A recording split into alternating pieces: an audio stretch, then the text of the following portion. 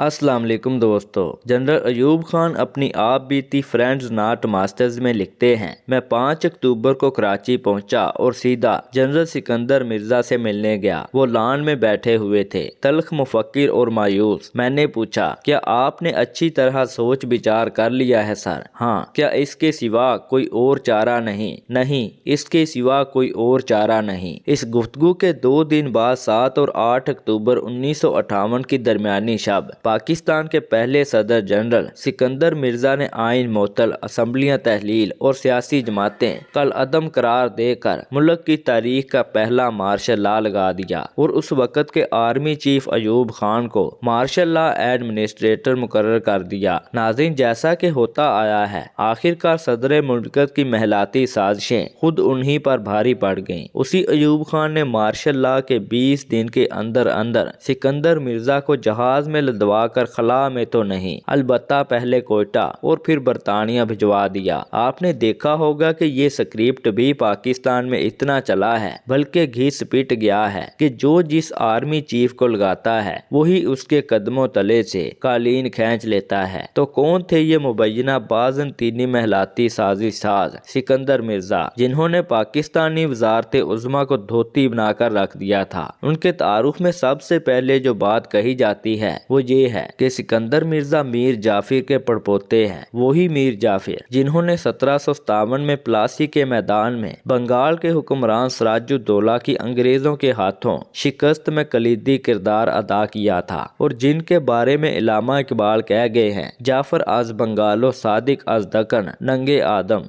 नंगे दी नंगे वतन। नाजरीन, याद रहे कि पाकिस्तान बनने के बाद लियाकत अली खान ने उन्हें उस वक्त वजीर दफा मुकर्रर किया था जब गवर्नर जनरल गुलाम मोहम्मद ने अपनी खराब सेहत के सबब इस्तीफा दे दिया था। उसके बाद जो कुछ हुआ वो तारीख का हिस्सा है। नाजरीन, तारीख का हिस्सा ये भी है कि 7 अक्टूबर को मार्शल लॉ नाफिज करने के बाद सिकंदर मिर्जा को जल्द ही एहसास हो गया कि आइन मोतल करके और असम्बली तहलील करके उन्होंने दर हकीकत वही शाख काट डाली है जिस पर उनका क़याम था। चनाचे सिकंदर मिर्जा के 7 और 27 अक्टूबर के दरमियान वाले 20 दिन बड़े मसरूफ गुजरे। इस दौरान उन्होंने पहले तो फौज के अंदर अयूब मुखालिफ धड़ों को शाह देकर अयूब खान का पत्ता साफ करने की कोशिश की। जब उसमें नाकामी हुई तो 24 अक्टूबर को अयूब खान को चीफ मार्शल लॉ एडमिनिस्ट्रेटर के ओहदे से अलग करके वजीर आजम बना डाला। लेकिन अयूब खान को बराबर सिकंदर मिर्जा की महलाती साजिशों की इतलाहात मिलती रहीं। वो फ्रेंड्स नॉट मास्टर्स में लिखते हैं, हमें इतला मिली कि उनकी बीवी